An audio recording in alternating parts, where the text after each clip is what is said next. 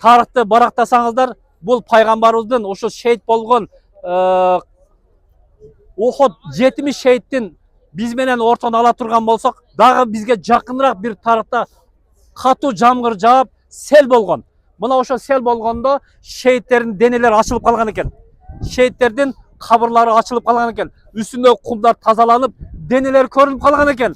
Ошондо пайгамбар саллаллаху алейхи вассаламдын ошо шейиттер, шейит болгон сахабалардын денелеrini ошо жер жебегенине ушул биздин доорубуздун замандашыбыз ошол биздин мусулман бир туугандарыбыз көздөрү менен көргөн экен. Ошондо могул кайрадан каздырып, анан кайрадан көмдүргөн экен. Ошол мезгилде бир сахаба шейит болгондо, баягы кепеңге орогондо адам өлгөндөн кийин кан токтойт экен да, бирок шейиттердики токтобой койгон экен. Карасаңыздар, ошол ок жеген жеринде колун коюп туруп, анан кийин эмне кылган? Кепендеген дейт. Карасаңыздар, ошонтип анан кийин коюлган экен. Кийин сел болгондон кийин баягы сахабандагы көчүрүп утканда колу чыгып кеткен дейт. Чыгып кеткенде баягы жеринен кайрадан кан атылып чыккан экен. Карасаңыздар, бул кече кийин болгон окуя экен. Демек, урматтуу бир туугандар, демек шейиттерди Куранда Алла Таала эмне дейт? Вала тaqulu liman yuqtalu fi sabilillahi amwat. Кудай жолунда эл жер деп коргоп дин үчүн жан күйзүп өтүп кеткен инсандарды Кудай Таалам шейиттер деп атат. Ал эми шейит болгон инсандарды аларды өлдү деп айтпагыла дейт. Балахяун инда роббихим юрзакун. Алар Кудай Тааланын алдында алар тирүү дейт, ырызыкланып турат дейт. Бул шейиттер өзүлөрүн өлдү деп билишпейт экен.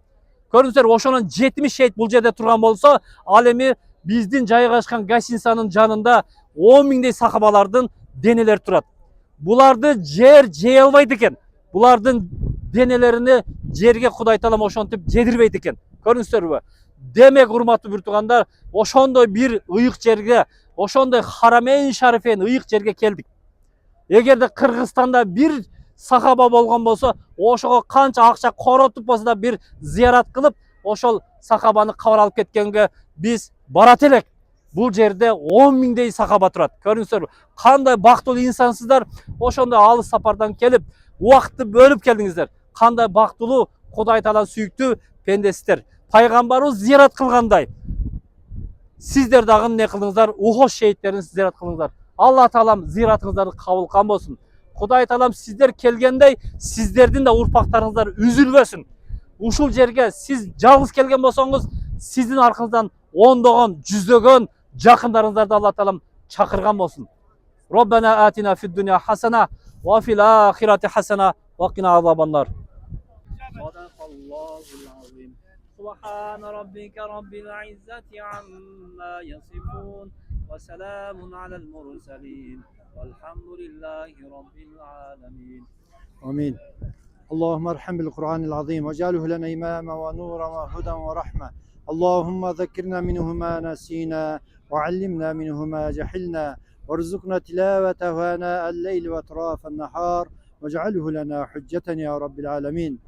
O жараткан зат, окуган Курандан жана айтылган шарият өкүмдөрүнөн пайда болгон соопторду эң башында пайгамбарыбыз саллаллаху алейхи вассаламга, анын үй бүлөсүнө, сахабаларына, өзгөчө ушул жерде жаткан 70 шейиттин сахабанын рухуна багыштаган болдук.